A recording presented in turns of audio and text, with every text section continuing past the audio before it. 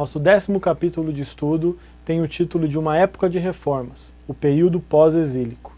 O retorno do remanescente ficou conhecido como período pós-exílico e é fundamental para preparar o terreno para o nascimento de Cristo através da reconstrução de Jerusalém de várias maneiras, seja ela fisicamente, culturalmente, política ou religiosa. Enquanto praticamente toda a população foi levada para a Babilônia, os poucos que restaram tiveram que conviver com toda sorte de dificuldades, sem rei, sacerdotes, líderes, enfim, sem o sistema político e administrativo, a cidade de Jerusalém afundou num sistema anárquico, gerado pelo vazio do poder. Prova disto foi a instituição de Gedalias como novo rei de Judá pelos babilônios, porém ele permaneceu muito pouco tempo no poder, pois foi assassinado pela própria população. A consequência da morte deste líder fantoche fez com que os poucos judeus que escaparam da deportação tivessem que fugir para o Egito para escapar da morte pelo mau comportamento. Este evento mostra o caos institucional em que Judá se encontrava neste período.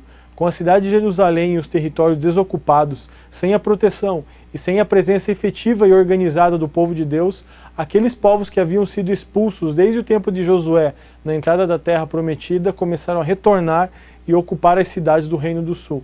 Se somarmos a isso a presença consolidada dos samaritanos nas cidades que um dia formaram o Reino do Norte, percebemos que o território estava vazio dos preceitos e princípios que regeraram os judeus praticamente por um milênio. Esse é o cenário que o remanescente encontrará quando iniciar os trabalhos de reconstrução. Essa reconstrução e o esforço dos líderes em retornar às origens do judaísmo instituído pelo Senhor por intermédio de Moisés está descrito em 2 livros das Escrituras, Esdras e Neemias. O livro de Ester nos conta alguns fatos que ocorreram com os judeus que decidiram permanecer na Pérsia após o decreto real do retorno. Esdras narra a história de 2 retornos da Babilônia, o primeiro liderado por Zorobabel para a reconstrução do templo, capítulos 1 a 6, e o segundo sob a liderança de Esdras, para reconstruir a condição espiritual do povo. Isso se encontra entre os capítulos 7 e 10. O tempo entre cada um desses retornos é de aproximadamente 60 anos. Neste intervalo, Ester vive e governa na Pérsia como rainha.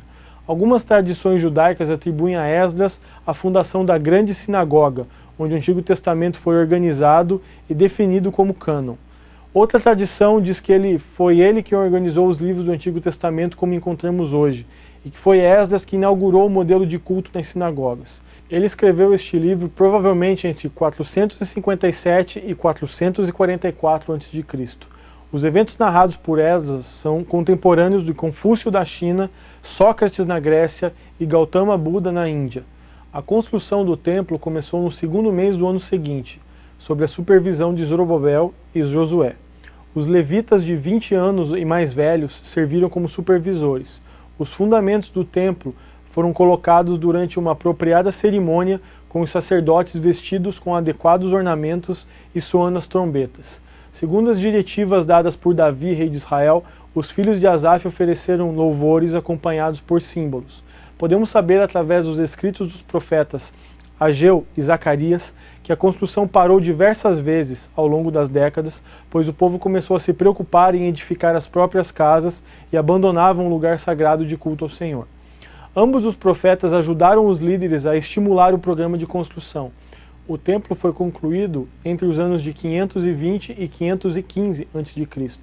Embora tenha sido erguido no mesmo lugar, não podia ter a mesma beleza nem o precioso acabamento artesão que a estrutura construída por Davi e Salomão com a elaborada preparação que fez o primeiro de seus infinitos recursos. Baseando-se no livro apócrifo de Macabeus, nos capítulos de 1 e 4, fica claro que os novos utensílios eram mais modestos que os planejados por Davi e Salomão. No sagrado lugar, no altar dos incensos, estavam os sagrados ornamentos e o candelabro de 7 braços. Salomão, em sua época, tinha provido o altar com 10 candelabros. A Arca da Aliança se perdera no lugar mais sagrado do templo. O historiador Flávio Joséfo indica que cada ano, no dia da expiação, o sumo sacerdote colocava em seu incensário na lousa de pedra que marcava a antiga posição da arca. Neemias, contemporâneo de Esdras, copeiro do palácio do rei da Pérsia, lidera o 3º e último retorno a Jerusalém, depois do exílio babilônico. Sua preocupação com o bem-estar de Jerusalém e seus habitantes faz com que ele tome uma atitude audaciosa. Com uma permissão para voltar à sua terra natal, Neemias desafia seus compatriotas a se levantarem e reconstruírem os muros caídos da cidade sagrada. A despeito da oposição externa e do abuso interno, a tarefa foi concluída em apenas 52 dias, um feito que até mesmo seus inimigos, ou os inimigos de Judá, atribuem apenas à atuação de Deus. Contrastando com isso, a tarefa de reavivar e restaurar o povo de Deus que está dentro dessas muralhas consumiu anos da vida e da liderança piedosa de Neemias. A palavra hebraica para Neemias é Neemia. O conforto vem de Yahvé. O livro recebe o nome de seu personagem principal, o qual aparece já no primeiro versículo do livro. Para entendermos a preocupação de Neemias, é preciso entender a importância das muralhas para qualquer cidade antiga. Naqueles dias, as cidades eram protegidas por muros que as rodeavam. Se o inimigo atacava a cidade, poderia levar até 6 meses para conseguir entrar, por causa dos muros. Quando Neemias se propôs a reconstruir os de Jerusalém, eles já estavam destruídos há décadas. Com o retorno gradual de grupos de judeus, o templo foi reconstruído, porém a cidade permanecia em ruínas e os muros destruídos. Segundo Rick Warren, a falta dos muros criava problemas para o remanescente de Israel. Sem proteção, os habitantes de Jerusalém eram vulneráveis diante dos ataques e das provocações. Ao se verem indefesos, sentiam-se também desanimados e derrotados. Quando um exército entrava em uma cidade e se apoderava dela, a primeira coisa que fazia era destruir seus muros. Era um símbolo da derrota e do desamparo. Com seus muros destruídos, Jerusalém era uma desonra para o povo de Deus. Era como uma declaração: Deus os abandonou. Por essa razão, a missão de Neemias era tão importante. Além de reerguer as defesas físicas da cidade, ele precisava reerguer a moral e o orgulho da nação. A reconstrução dos muros é seguida da consagração e consolidação do povo. O sacerdote Esdras é o líder do reavivamento espiritual que encontramos nos capítulos 8 a 10 de Neemias, o remanescente da reforma que ele liderou 13 anos atrás. Não é possível desvincular o ministério de Neemias do de Esdras. O sacerdote inicia o trabalho de avivamento com uma extensiva leitura da lei do Senhor. Interessante perceber que o idioma utilizado foi o aramaico e não o hebraico. O livro de Esther narra a trajetória de uma jovem hebreia que ascendeu até a posição de rainha da Pérsia e de como ela usa sua posição de proeminência para ajudar seu povo em um momento crítico de ameaça. Sua história de coragem e ousadia deve ser inspiradora para nossas vidas. E assim nós concluímos mais um capítulo de estudo. Vejo vocês no capítulo 11. Até lá.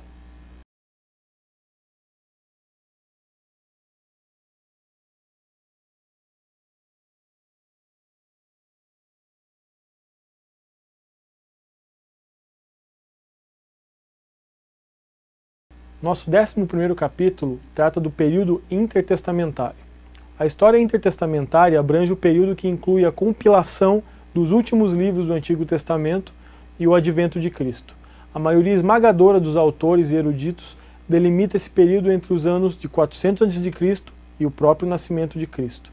Normalmente somos ensinados a respeito desse período, também conhecido como período interbíblico, que é o período histórico onde o Senhor se calou e houve um silêncio de 4 séculos até a vinda do Messias e nada mais nos é falado sobre estes anos. O grande problema é que muitos eventos históricos ocorreram e eles foram fundamentais para entendermos o contexto em que Jesus veio ao mundo. 2 anos após assumir o governo, Alexandre saiu em campanha militar contra o Império Persa. Ele nunca mais ia retornar à sua cidade natal.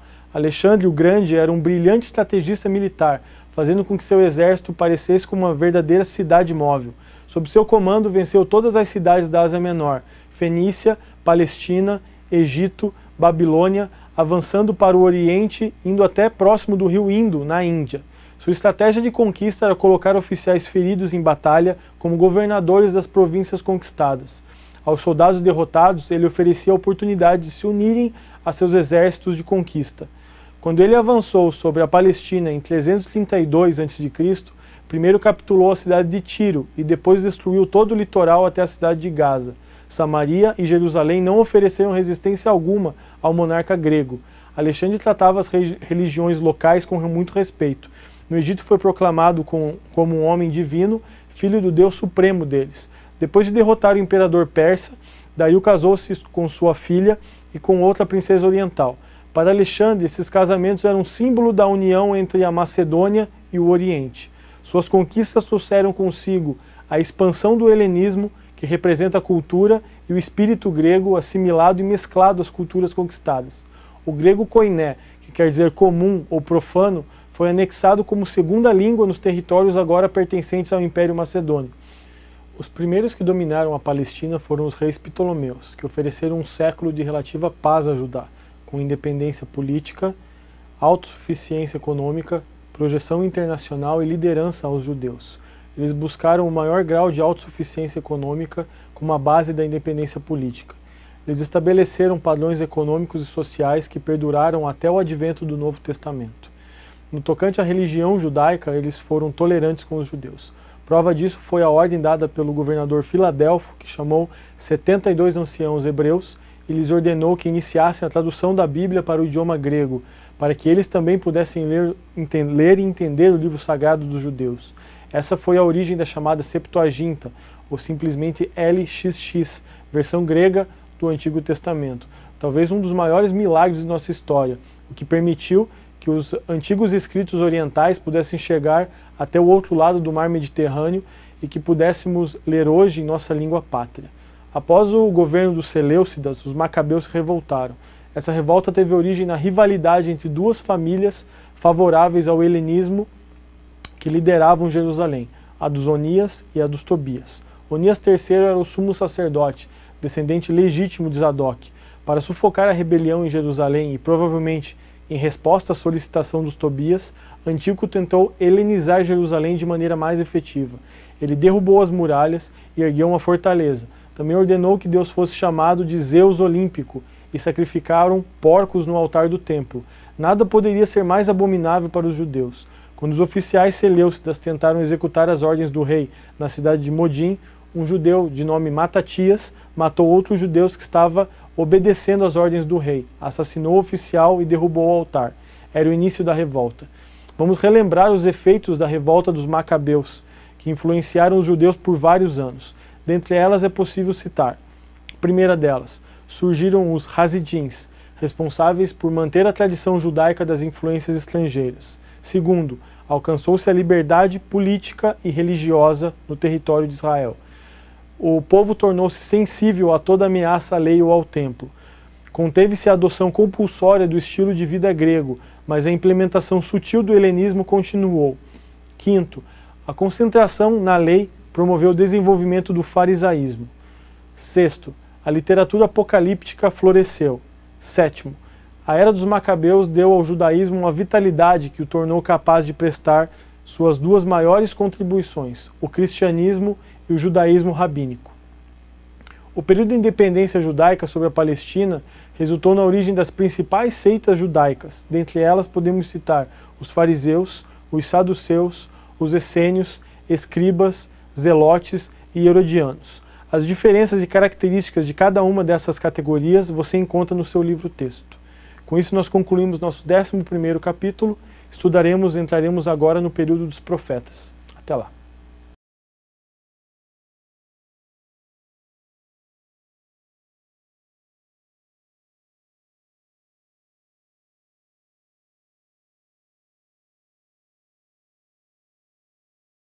A partir do capítulo 12, entraremos no estudo dos profetas. O primeiro deles, o primeiro profeta maior a ser estudado é Isaías.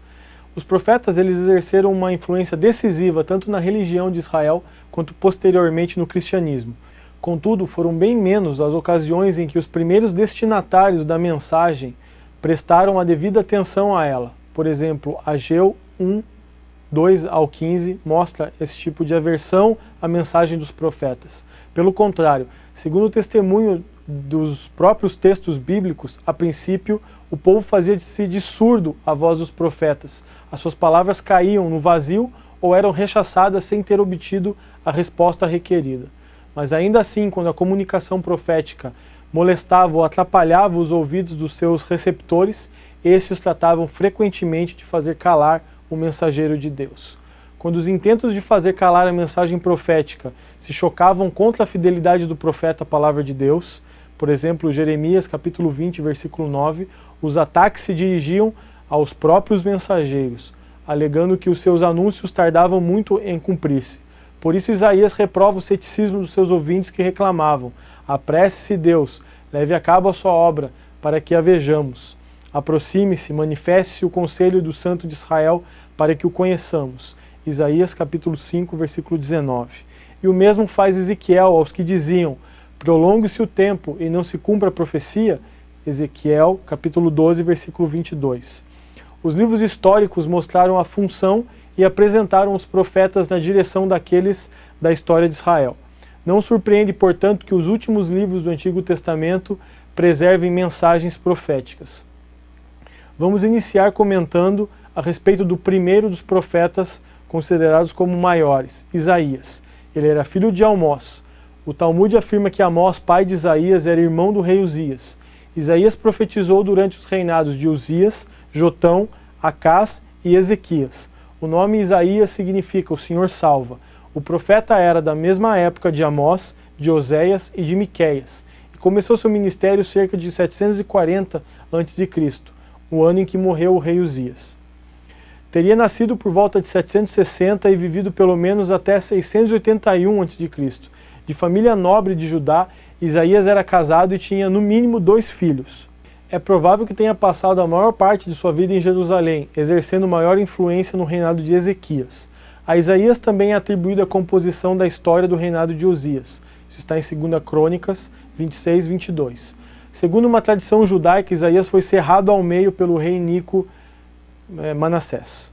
Com relação ao contexto do período de Isaías, é importante ressaltar que ele viveu no período turbulento assírio, presenciando o cativeiro do seu povo. Ambos os reinos, norte, Israel, e sul, Judá, haviam experimentado poder e prosperidade. Israel, governado por Jeroboão, e outros 6 reis de menor importância, haviam aderido ao culto pagão. Judá, no período de Uzias, Jotão e Ezequias, permaneceram em conformidade com a aliança mosaica. Porém, gradualmente o rigor foi diminuindo, causando um sério declínio moral e espiritual. Lugares secretos de culto pagão passaram a ser tolerados. O rico oprimia o pobre. As mulheres negligenciavam suas famílias na busca do prazer carnal. Muitos dos sacerdotes e falsos profetas buscavam agradar aos homens. Tudo isso deixava claro e patente aos olhos do profeta Isaías que a aliança registrada por Moisés em Deuteronômio 30, do 11 ao 20, havia sido inteiramente violada. Portanto, a sentença divina estava proferida. O cativeiro e o julgamento eram inevitáveis para Judá, assim como também para Israel. Isaías advertiu Judá de que seus pecados levariam a nação ao cativeiro babilônico. A visita dos enviados do rei da Babilônia a Ezequias armou o cenário para essa predição. 39, do 1 ao 6. Isaías toma por certo a derrota de Judá e passa a predizer a volta do povo do cativeiro. Isso está no capítulo 40, 2 e 3. Deus redimiria seu povo da Babilônia, assim como redimiu do Egito. Isaías prediz a ascensão de Ciro, o persa, que uniria os medos e os persas e conquistaria a Babilônia. Capítulo 45, versículo 1. 2 acontecimentos importantes servem para o foco dos capítulos de 1 a 39. A invasão de Israel pelo rei assírio Tiglat-Pileser III. Segundo, a invasão de Judá pelo rei assírio Senaqueribe em 701, que resultou no envolvimento de Ezequias na coligação anti-assíria. Isso causou a destruição de várias cidades fortificadas de Judá e, finalmente, o cerco de Jerusalém. Ao contrário do pai Acás, Ezequias confiou no socorro do Senhor e o exército assírio foi destruído. Era um tempo de medo e incerteza política. Os assírios aterrorizavam a população do Antigo Oriente Médio com um programa agressivo de dominação. O país podia optar por ser vassalo, pagando um tributo anual e fornecendo tropas auxiliares aos exércitos, mas ao menor sinal de deslealdade resultava em reduções territoriais e maior controle assírio no governo, sem mencionar a cobrança mais pesada de impostos. Por trás de tudo isso havia a ameaça de deportação, com a perda da independência política dos povos. Isaías nasceu em dias de prosperidade. Judá estava voltando a ganhar sua força militar e econômica sob a competente liderança de Uzias. Previamente, a absurda política realizada por Amazias tinha conduzido à invasão de Judá e à opressão por Israel. Esse último acontecimento pode ter promovido o reconhecimento de Uzias como corregente por volta do ano 792-791 a.C. Com a mudança de reis em Israel, Amazias foi restaurado no trono, só para ser assassinado. Isso deu a Uzias o controle único de Judá e a oportunidade de afirmar sua efetiva liderança. As profecias de Isaías cobrem talvez a mais vasta variedade de assuntos de qualquer profeta maior. Revela o nascimento virginal do Messias, Isaías 7,14, a crucificação do ungido de Deus, o Cristo, Isaías 53. Profetiza a cegueira e a escravidão de Israel. Fala da desolação da terra prometida a que Deus os conduziu e da destruição de Jerusalém. Fala do retorno do povo da escravidão, dos julgamentos posteriores de Deus sobre aqueles que rejeitaram a Cristo e das centenas de anos de desolações que se seguiriam. Fala sobre o retorno de Cristo na restauração final e sobre o milênio do reino de Cristo, quando a paz cobrirá a terra, Isaías 11. Todo estudioso da Bíblia deve ler cuidadosamente e com frequência o livro de Isaías. Certamente nenhum livro do Antigo Testamento contrasta tão perfeitamente o terrível julgamento de Deus sobre o pecado e a esperança perfeita que temos em Cristo Jesus. Com isso demos uma breve introdução a respeito de Isaías, você tem maiores detalhes no seu livro O Texto. Até o próximo capítulo, quando continuaremos estudando os profetas maiores.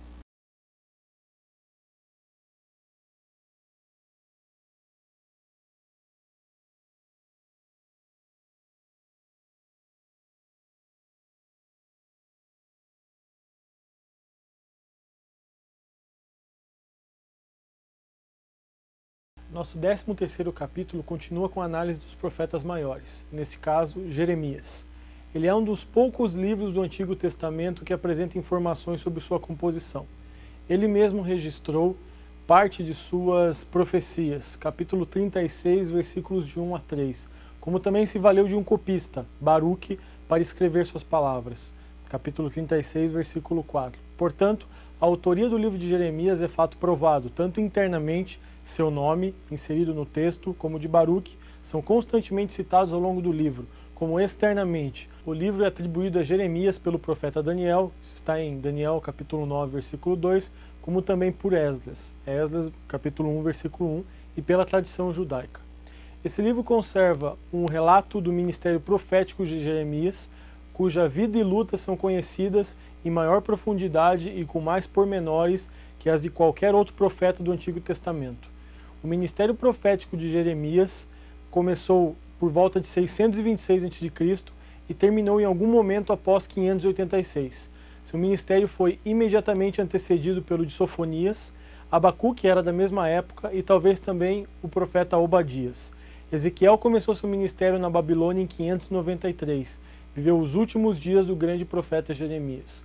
Não se sabe quando Jeremias morreu. Segundo a tradição judaica, enquanto ele morava no Egito, foi executado por apedrejamento. Jeremias era sacerdote e membro da família de Ilquias. Sua cidade natal era Anatote, de modo que era possível descendente de Abiatar, sacerdote dos dias do rei Salomão. 1 Reis, capítulo 2, versículo 26. O Senhor proibiu Jeremias de se casar e criar filhos, uma vez que o juízo divino iminente contra Judá aniquilaria a geração seguinte. Capítulo 16, versículos de 1 a 4. Sendo sobretudo profeta de juízo, atraía bem poucos amigos, entre os quais podemos citar Aicã, Gedalias, seu filho, e Ebed-Meleque. Você pode ver essa história em 38, versículos 7 ao 13. O companheiro de Jeremias era seu fiel secretário, Baruque, que anotava suas palavras à medida que o profeta ditava. Baruque foi aconselhado por Jeremias a não sucumbir diante das tentações da ambição, mas ficar contente com sua condição de vida. Isso está no capítulo 45. Recebeu ainda de Jeremias uma escritura de compra de terreno, que depositou em lugar seguro, capítulo 32, e acompanhou o profeta ao longo de sua caminhada para o exílio no Egito, capítulo 43.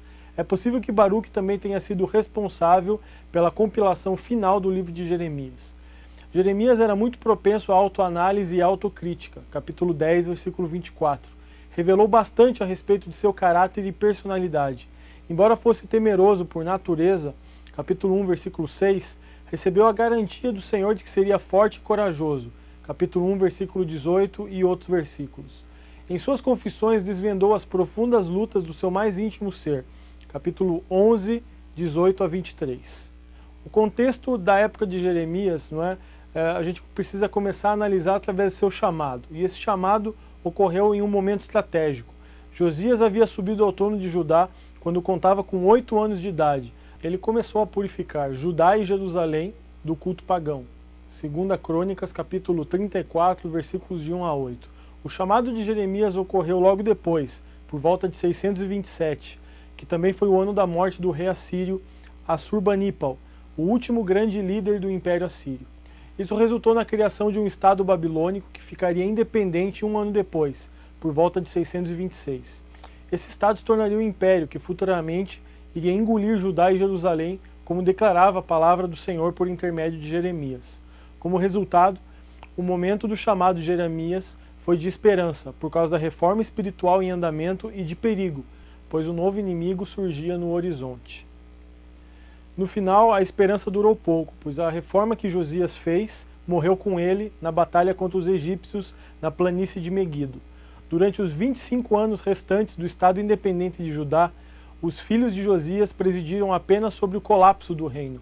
O rei Jeoaquim, o filho de Josias, foi implacavelmente hostil para com Jeremias. Em certa ocasião, quando um primeiro esboço dos escritos do profeta estava sendo lido diante do rei, o rei usou uma faca de escrivão para cortar o rolo em fatias de 3 ou 4 colunas por vez e o jogou, pedaço por pedaço, no braseiro de seu apartamento de inverno.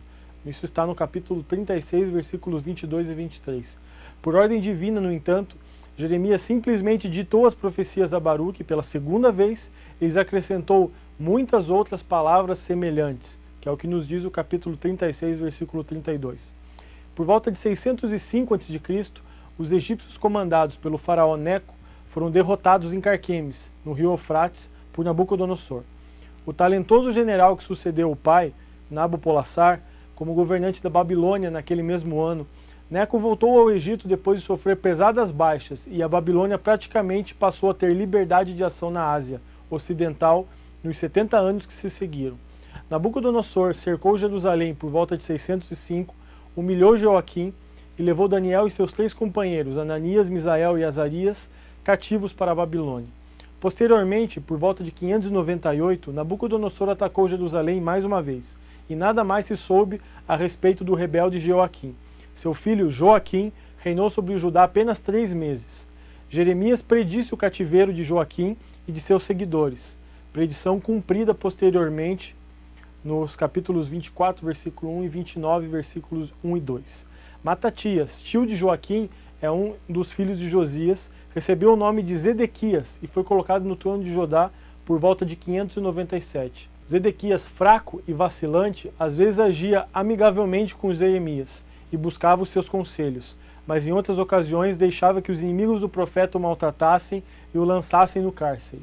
Perto do fim do reinado de Zedequias, Jeremias faz um acordo com ele para revelar a vontade de Deus ao rei, em troca da própria segurança. Mesmo assim, o profeta foi praticamente colocado em prisão domiciliar até a conquista de Jerusalém em 586 a.C. Depois dos babilônios derrotarem os assírios, Judá ficou sob o controle firme do Império Oriental. Insatisfeito com a condição de vassalo, Judá envolveu-se várias vezes em conspirações destinadas a fracassar, levando em 586 a destruição final de Jerusalém por Nabucodonosor, que deixou a cidade politicamente irrecuperável. Judá já provara ser espiritualmente recuperável. Durante todo esse período trágico, Jeremias continua a proclamar a palavra do Senhor. Além da destruição da cidade e do templo, o estado de Judá foi desestruturado com a deportação do povo. A primeira fase da deportação ocorreu em 597, quando Joaquim se rebelou. Seu filho Joaquim foi levado à Babilônia, como também o profeta Ezequiel. Apesar da afirmação de alguns profetas judeus de que essa destruição de Judá era o limite do castigo do Senhor, é que daí em diante a situação melhoraria, Jeremias afirmou que o pior ainda estava por vir. Infelizmente isso se confirmou quando a rebelião de Zedequias, em 589, trouxe os babilônios de volta a Jerusalém com a intenção de destruí-la. Enquanto tentava fugir da cidade, Zedequias foi alcançado pelos babilônios que o perseguiam. Os filhos do rei foram executados em sua presença e depois ele mesmo teve seus olhos perfurados por Nabucodonosor. Nabuzaradã, comandante da guarda imperial, aconselhou Jeremias a morar com Gedalias, a quem Nabucodonosor nomeara governador sobre Judá. Depois de um reinado breve, Gedalias foi assassinado pelos seus oponentes. Outros de Judá temiam as represálias dos babilônios e fugiram para o Egito, levando consigo Jeremias e Baruque. Já nessa ocasião, o profeta estava provavelmente com mais de 70 anos de idade. Suas últimas palavras registradas encontram-se em 44, versículos 24 a 30, cujo último versículo é a única referência explícita na Bíblia ao faraó Ofra, que reinou no Egito de 589 a 570 a.C. Os propósitos da mensagem de Jeremias. A gente pode falar a respeito disso da seguinte forma. Jeremias sempre teve consciência do chamado que o Senhor lhe fizera para ser profeta. Nessa condição, proclamou palavras do próprio Deus, como no capítulo 19, versículo 2, e, portanto, de cumprimento inevitável. Jeremias tinha absoluto desprezo pelos falsos profetas, como Ananias e Semaías, que anunciavam livramento, paz e prosperidade para o povo judeu. Por ser minoria, Jeremias foi acusado de ser falso profeta, e às vezes parecia suspeitar de que essa acusação era verdadeira. Veja o capítulo 20, versículos 7 a 10. Ele argumentou que seria um ato de dolo da parte de Deus deixar a profecia falsa ser transmitida em seu nome e não castigar o mentiroso, pois o povo não possuía meios de determinar o verdadeiro porta-voz. Em resposta, o Senhor repreendeu a Jeremias, chamando-o ao arrependimento e ao serviço fiel e prometendo segurança contra os inimigos. Ele esbravejava contra o pecado de seus compatriotas e os repreendia severamente por causa da idolatria, a qual às vezes até mesmo implicava em sacrifícios dos próprios filhos a deuses estrangeiros, como vimos anteriormente. Mas Jeremias amava o povo de Judá, apesar de seus pecados, e orava por eles, mesmo quando Deus o proibia de orar. Mas devido à predição, foi considerado traidor de sua nação pelo povo, pelos nobres, como também pelo rei. Porém, viveu para ver muitas de suas profecias se cumprirem, em especial as que se referem à destruição do centro religioso, o templo. O propósito de Jeremias como profeta era, sem dúvida, transmitir a mensagem do Senhor. Ao fazer isso, ele queria reconciliar o povo com Deus e avisá-los sobre as consequências da permanência nessa conduta. O objetivo do livro é registrar as profecias de Jeremias, mas também de contar algo sobre o homem Jeremias e seu destino como profeta de Deus em conflito com o povo do Senhor. Apesar dos conflitos referentes à missão, que estão narrados no capítulo 11 a 20, revelarem muito sobre o profeta, eles se reportam mais sobre o Senhor, como ele reagiu às murmurações do homem. Da mesma forma, os problemas de Jeremias com o povo de Judá são revelados para demonstrar a resposta de Judá e de seus reis à sua mensagem. A rejeição da palavra do Senhor e as ações contra Jeremias aumentaram a culpa do povo perante Deus. O juízo é um dos temas que permeia os escritos de Jeremias, embora ressaltem com todo cuidado que o arrependimento, desde que sincero, adiaria o inevitável. O seu conselho à submissão à Babilônia e sua mensagem de continuar a vida normal dirigida aos primeiros exilados fazem dele um traidor aos olhos de muitos. Na realidade, é claro que seu conselho contra a rebeldia fazia dele um verdadeiro patriota, alguém que amava tanto seus compatriotas que não permaneceria em silêncio vendo-os destruir-se. Ao adverti-los de que se submetessem e não se rebelassem, revelava-lhes a vontade de Deus, sempre a perspectiva mais sensata em quaisquer circunstâncias. Mas o juízo divino contra seu povo e as nações, embora fosse terrível, não seria a palavra final e derradeira com relação à obra de Deus na história. A misericórdia e a fidelidade diante da aliança triunfariam sobre a ira. Depois do juízo, haveria a restauração e a renovação. Israel seria restaurado. As nações que o tinham esmagado seriam por sua vez esmagadas. E as antigas alianças, com Israel, com Davi e com os levitas, seriam cumpridas. Deus faria uma nova aliança com seu povo, pela qual escreveria sua lei no coração deles. Capítulo 31, versículo 31 a 34. E assim os consagraria a seu serviço. A casa de Davi os governaria em retidão e os sacerdotes fiéis os serviriam. O compromisso de Deus de redimir Israel era tão inabalável quanto a ordem segura da criação. Capítulo 33. E com isso a gente faz um breve resumo sobre a monumental obra de Jeremias, que se resumem ao livro do profeta Jeremias e ao livro de Lamentações também, que é um adicional dentro da escrita do profeta Jeremias. Nos encontramos no capítulo 14, quando vamos analisar a obra de Ezequiel. Até lá.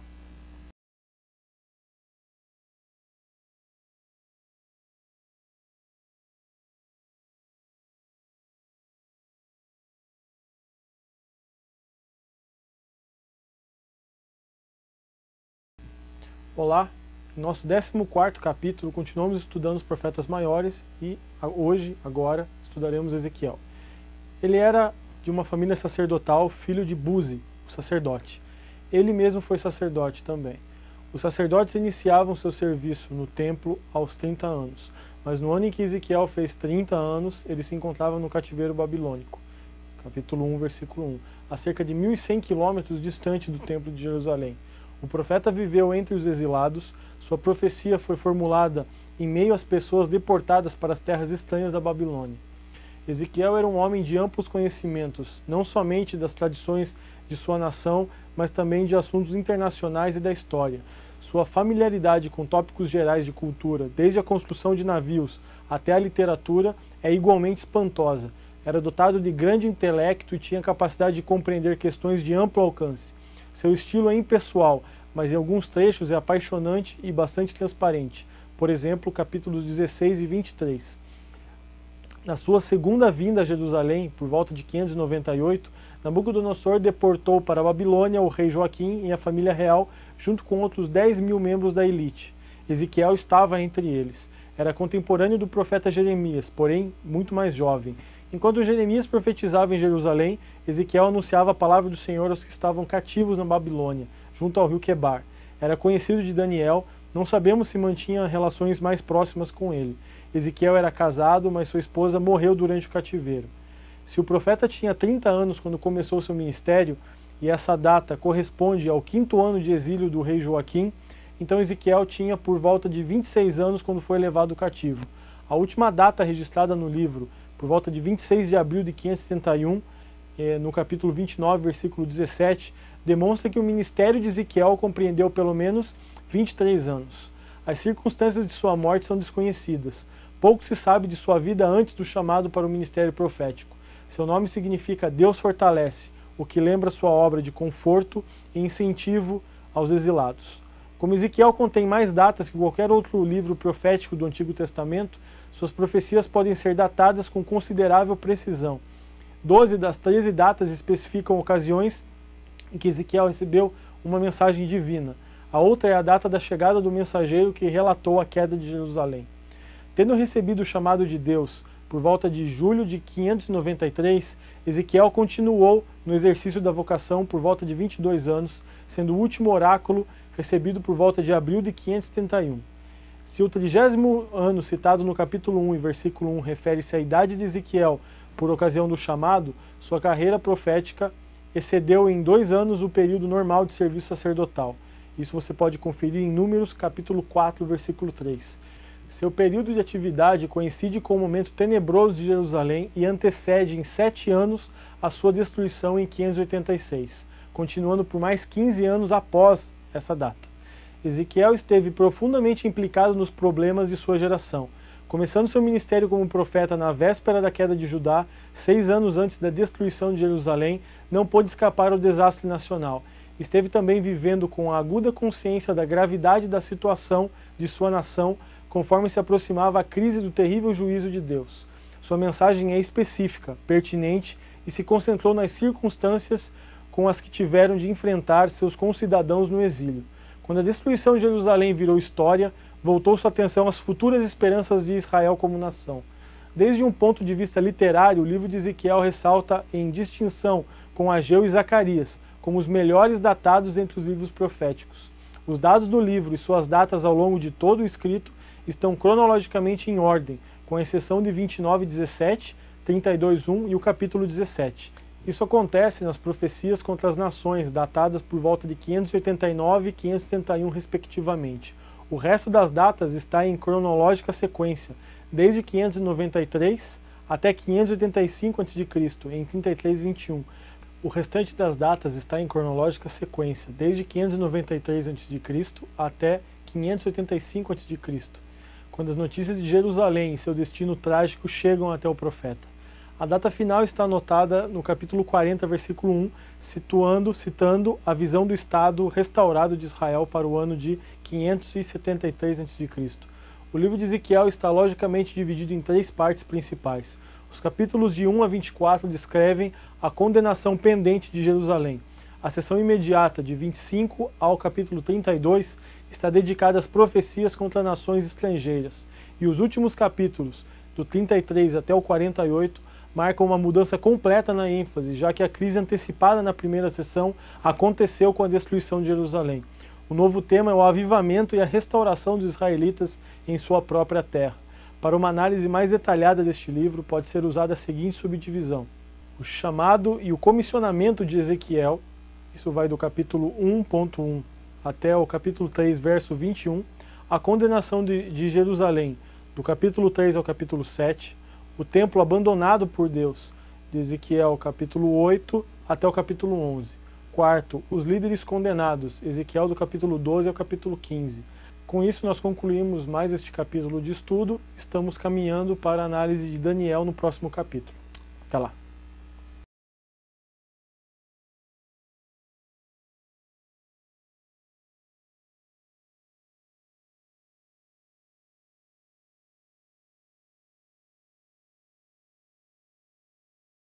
Muito bem, chegamos ao nosso 15º capítulo de estudos e nele vamos trabalhar o último dos profetas maiores, Daniel.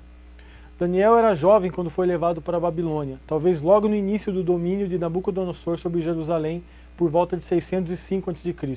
Sabe-se pouco sobre Daniel, mas pelos conhecimentos que demonstrava, devia fazer parte das camadas dominantes e dirigentes de Jerusalém. Ele era reconhecidamente um homem de ciência.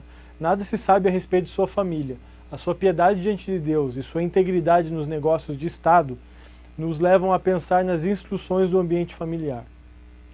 Ele ascendeu rapidamente, tornando-se um dos oficiais mais respeitados do governo. Sua reputação se manteve mesmo com o colapso do Império Babilônico. Já em idade avançada, foi um dos homens poderosos do Império Medo-Persa, sendo subordinado apenas ao rei. Daniel é um dos livros mais polêmicos e complexos do Antigo Testamento. Na Bíblia hebraica, aparece entre os escritos e no cânon cristão, nas escrituras, entre os proféticos. O livro de Daniel é o único apocalíptico do Antigo Testamento. Por essa razão, de forma rigorosa, o livro de Daniel para os hebreus não cabe no cânon dos profetas.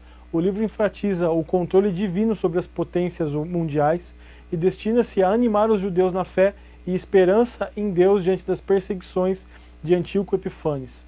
Daniel capítulo 8, versículo 23 ao 25. O livro pode ser considerado o companheiro do livro de Apocalipse. Ambos contêm uma linguagem figurada de difícil compreensão. A tentativa de adaptar as profecias de Daniel e Apocalipse aos fatos da história humana tem produzido ilimitados conflitos de opiniões. A verdadeira compreensão dos detalhes das visões nem sempre é clara. Dois fatos são geralmente reconhecidos pela maioria dos eruditos. O primeiro deles, as profecias representam uma revelação parcialmente velada de eventos futuros da história secular e sagrada. E o segundo ponto, as visões assinalam o triunfo final do reino de Deus sobre todos os poderes e do mundo. No capítulo 7, muitos comentaristas veem as 4 bestas como uma representação de 4 grandes impérios, Babilônia, Medo-Pérsia, Grécia e Roma, seguidos por uma visão do Messias. No capítulo 8 aparece outro período da história medo-persa e grega sobre a figura de uma besta. O capítulo 9, a oração de Daniel é uma profecia velada do tempo da vinda do Messias. Os capítulos 10, 11 e 12 contêm predições adicionais de longo alcance e revelações de acontecimentos futuros. Estes 3 capítulos têm sido um campo de batalha de controvérsia teológica com muitas e variadas compreensões e explicações. Eminente entre os judeus exilados na Babilônia, Daniel, como homem, ganhou a dual distinção de ser um político e um profeta. Elevando-se da servidão à situação de homem de Estado, prosperou na liderança política sob os governadores medo-persas por mais de 6 décadas. Entremeadas no livro que leva seu nome estão as experiências pessoais de Daniel, assim como suas revelações proféticas concernentes a futuros acontecimentos. Daniel nasceu no reino de Judá durante o reinado de Josias e foi provavelmente em seus primeiros anos quando foi levado cativo em 605 a.C. Embora as esperanças de Judá para que continuasse sua independência pudessem ter ressurgido com a queda de Nínive, elas foram bruscamente desfeitas quando Josias foi morto em Meguido, por volta de 609. Judá se converteu num súdito do Egito pouco tempo depois, e o faraó Neco colocou a Jeoaquim no poder. As sucessivas tentativas de Jeoaquim de submissão a Nabucodonosor devem ter sido uma surpresa para Daniel e seus companheiros, que foram tomados como reféns e levados à capital da Babilônia. A familiaridade de Daniel com as línguas hebraica e aramaica fica aparente em seus escritos. O peculiar deste livro é o ter a mais extensa passagem em língua aramaica de todo o cânon do Antigo Testamento. Uma popular característica de Daniel é a dupla visão, mediante a qual se designam os primeiros 6 capítulos como históricos e os 6 finais como proféticos. É digno de nota que nos primeiros 6, Daniel se refere a si mesmo na terceira pessoa e atua como o agente da revelação. Nos últimos capítulos ele escreve em primeira pessoa, registrando mensagens proféticas reveladas a ele de forma sobrenatural. Dando uma ênfase aos aspectos proféticos, o livro de Daniel conduz por si mesmo a seguinte análise. O livro de Daniel conduz por si mesmo a seguinte análise que pode ser distribuída de maneira didática em 3 partes principais. A primeira delas é a introdução histórica, que se encontra no capítulo 1, a segunda, a análise dos reinos gentios, que vai do capítulo 2 ao capítulo 7, e a nação de Israel, que contempla os últimos capítulos. E com isso a gente termina este breve relato a respeito de Daniel, e vamos agora começar a análise a respeito dos profetas menores. Nos encontramos lá.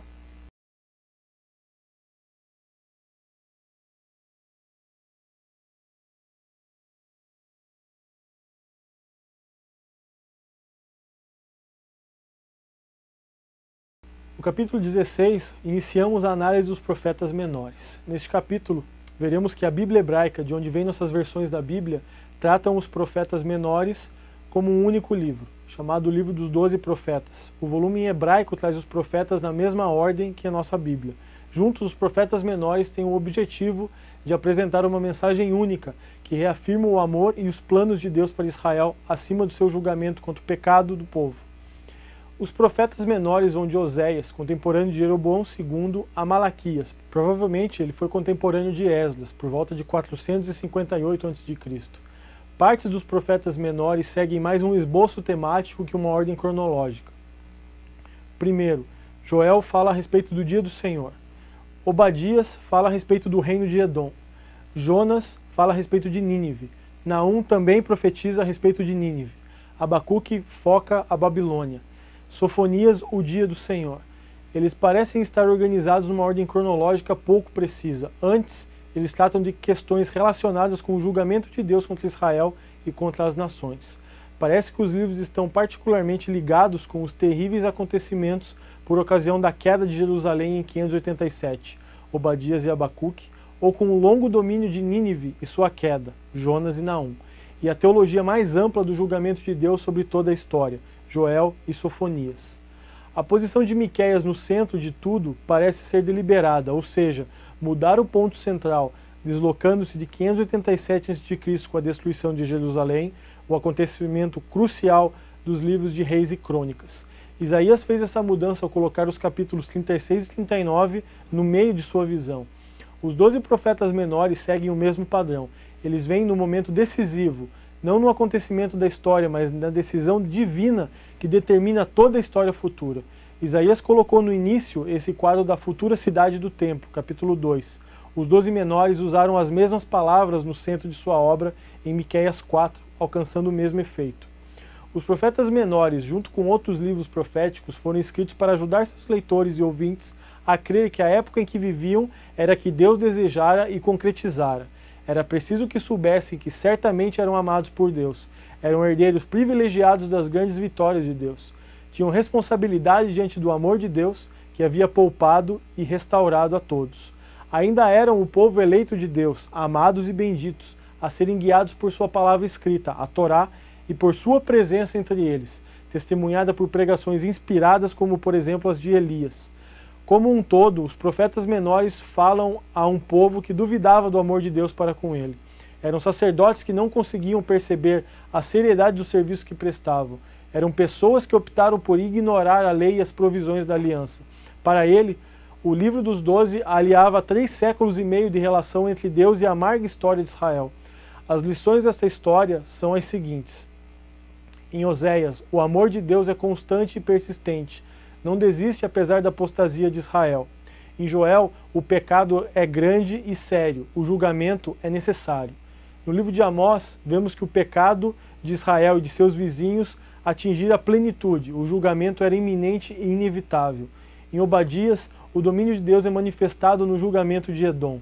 Em Jonas, Deus se importava também com Nínive. No livro de Miqueias, a casa de Deus, ou o templo de Jerusalém, seria elevado acima de todos os montes. Todos os povos viriam até ela para cultuar. A justiça e a misericórdia são mais importantes que o sacrifício. No livro de Naum, a ira de Deus revelou-se na destruição de Nínive. No livro de Abacuque, as provações da fé em crise por causa da Babilônia deviam ser suportadas com paciência. Em Sofonias, o tema a respeito do dia do Senhor é retomado, como foi feito anteriormente em Joel. Em Ageu e Zacarias, a construção do templo, liderada por Zorobabel e Josué, mostrou que estava próximo o tempo do cumprimento dos propósitos benevolentes de Deus para Jerusalém. As coisas caminhavam nessa direção. Em Malaquias, finalmente, o amor de Deus foi revelado.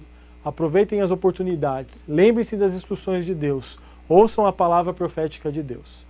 Uma vez que o livro dos 12 profetas é preservado no cânon judaico dos profetas posteriores e nas escrituras cristãs no fim do Antigo Testamento, os leitores de hoje encontram lições que continuam aplicáveis. Entre elas estão o amor de Deus por aqueles que ele escolheu, que o buscam e que nele creem, o controle de Deus sobre a história para cumprir seu plano no qual seus eleitos amados devem desempenhar um papel vital, e o alvo principal de Deus para o seu povo, o culto sincero e alegre prestado a ele.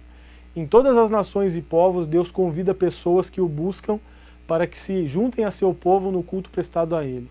Tanto judeus como cristãos reconhecem que os profetas menores afirmam o estilo de vida que Deus deseja para eles.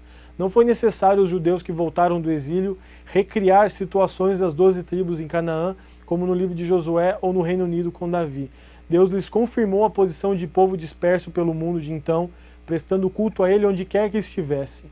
Ele convocou o povo a manter-se unido em seu compromisso com ele no culto, pelo uso de uma escritura em comum e na atenção ao templo de Jerusalém. Os profetas menores ajudaram os que voltaram do exílio e os que ali permaneceram a fazer as pazes com o passado turbulento. Eles haviam perdido a terra, o rei, o templo, estavam ameaçados de perderem até mesmo a própria identidade. Os profetas menores os ajudaram a ver o amor e o propósito coerente de Deus, que ainda sobreviviam e eram válidos para eles. Eles foram convidados a encarar aquela experiência terrível como um recurso de Deus para lapidá-los, preparando-os para um novo modo de cumprir seus propósitos. Os profetas menores também nos ensinam que os problemas da apostasia e da rebeldia continuam. Nem todos os judeus entram no reino de Deus, mas a porta está aberta para eles e para todos aqueles que queiram juntar-se a eles, buscando a Deus e voltando-se para eles. A respeito de maneira mais específica ao livro de Oséias, nós podemos ver que o profeta Oséias é chamado por Deus para profetizar sobre Israel durante seus últimos dias, da mesma forma como Jeremias fará mais tarde com o Reino do Sul. Conforme as palavras de um comentarista bíblico, o livro retrata o último gracioso esforço de Deus para impedir isso. A tragédia pessoal de Oséias é uma forte ilustração da tragédia nacional de Israel.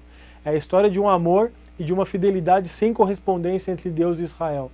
Assim como Gomer é casado com Oséias, Israel está comprometido com Deus. Os dois relacionamentos vão gradativamente se deteriorando. Gomer busca outros homens e Israel busca outros deuses. O adultério espiritual de Israel é ilustrado pelo adultério físico de Gomer. O desenvolvimento do livro pode ser traçado em duas linhas: o adultério da esposa e a fidelidade do marido, nos capítulos 1 e 3, e o adultério de Israel e a fidelidade de Deus, capítulos 4 a 14.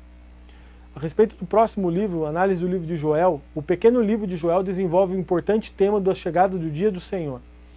Este será um tempo de julgamento aterrador sobre o povo e as nações que se rebelaram contra Deus, mas também é um tempo de bênçãos futuras para aqueles que confiaram nele.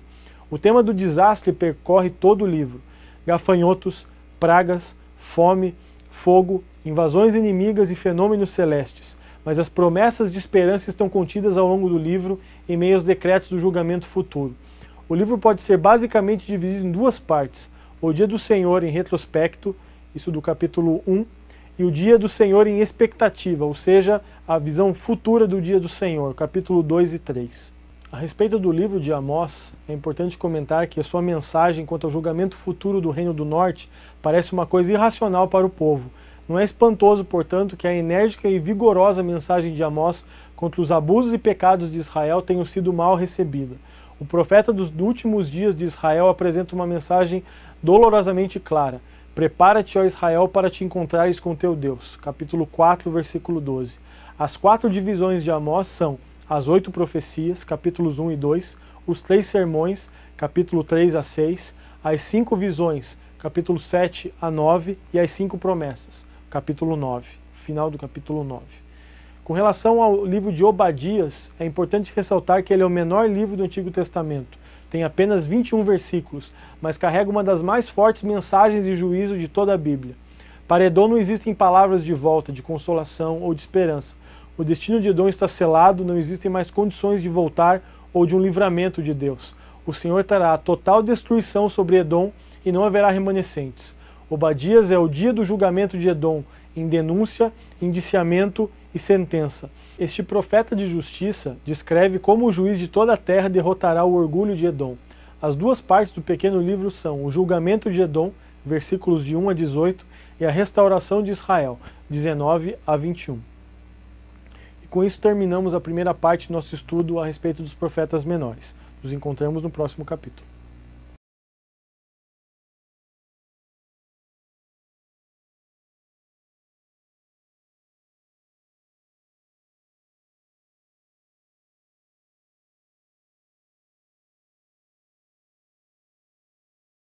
Muito bem, no capítulo 17 do nosso livro, continuamos com a análise dos livros dos profetas menores.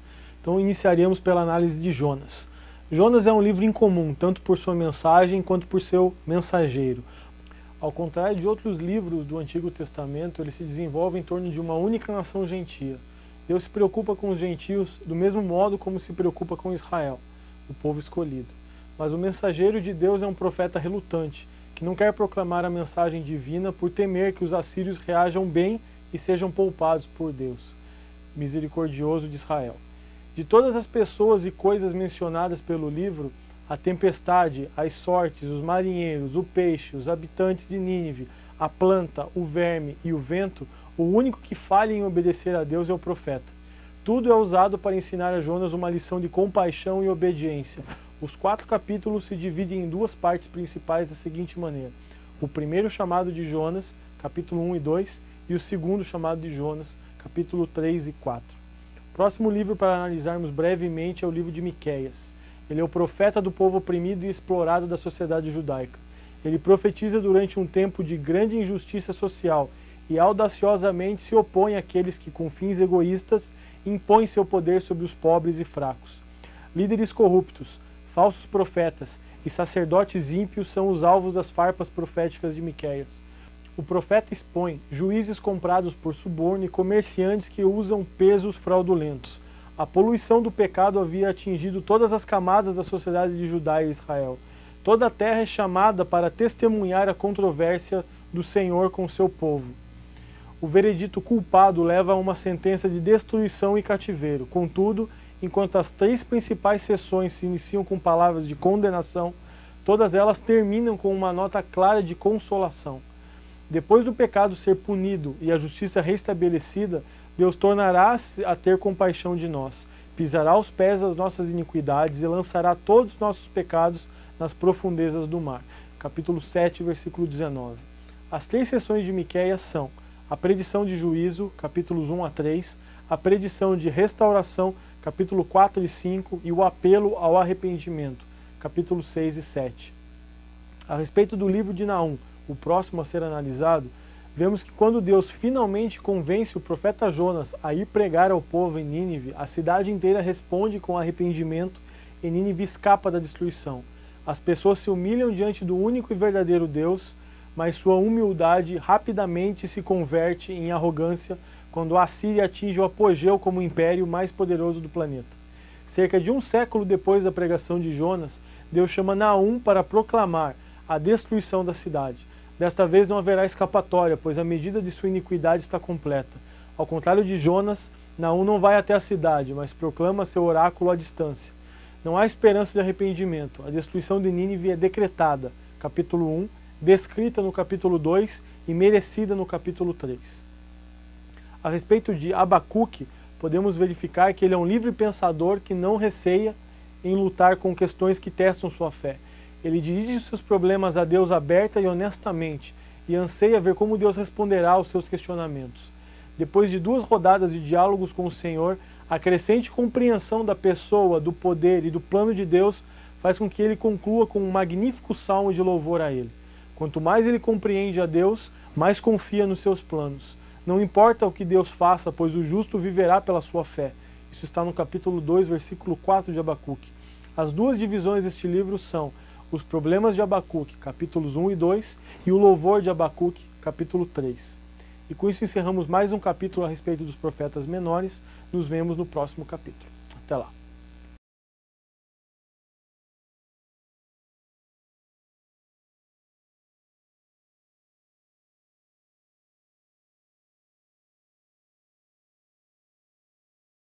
Muito bem, chegamos ao nosso último capítulo de estudos, onde concluiremos uma breve análise a respeito dos profetas menores.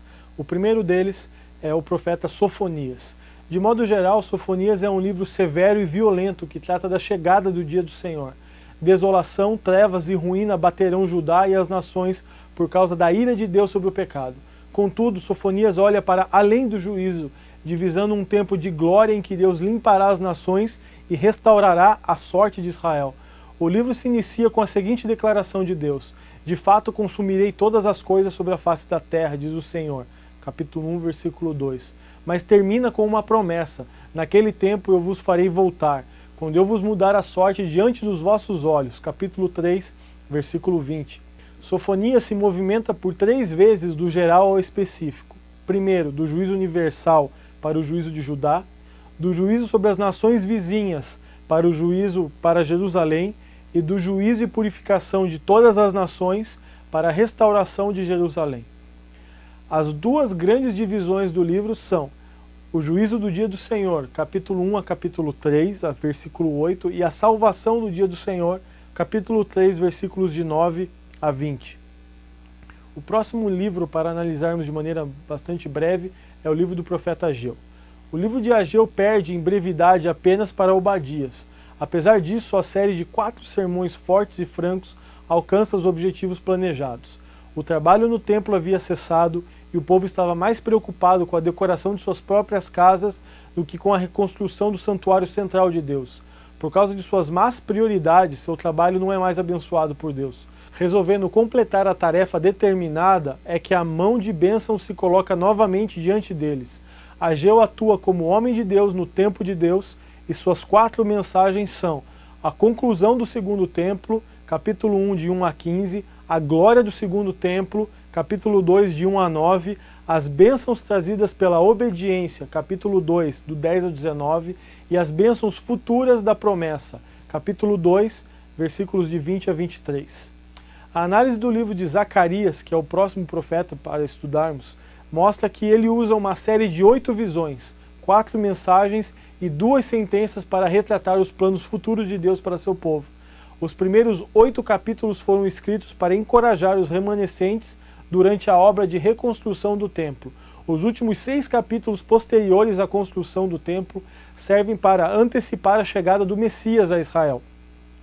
Zacarias caminha da dominação gentia para o reinado messiânico, da perseguição para a paz, da impureza para a santidade. O livro se divide da seguinte maneira: as 8 visões, capítulos de 1 a 6, as 4 mensagens, capítulos 7 e 8, e as 2 sentenças, capítulo de 9 a 14. O último livro a ser analisado é o livro do profeta Malaquias. As grandes profecias de Ageu e Zacarias ainda não haviam se cumprido, e o povo de Israel estava desiludido e em dúvida. As pessoas começaram a questionar a providência divina enquanto sua fé se degenerava, de maneira quase imperceptível, caminhando para o ceticismo. Bem no fundo de suas mentes, o que pensavam era se valia a pena servir a Deus. Externamente, as atitudes se revelavam em rituais mecânicos e vazios, fraude nos dízimos e nas ofertas, e uma total indiferença à moral de Deus e às leis cerimoniais. Seus sacerdotes eram corruptos e suas práticas ímpias, mas eles estavam tão insensíveis espiritualmente que se perguntavam sobre a razão de não estarem sendo abençoados por Deus. Bem, para concluirmos nosso estudo, vamos dar uma pequena... Não, deixa eu mudar de novo.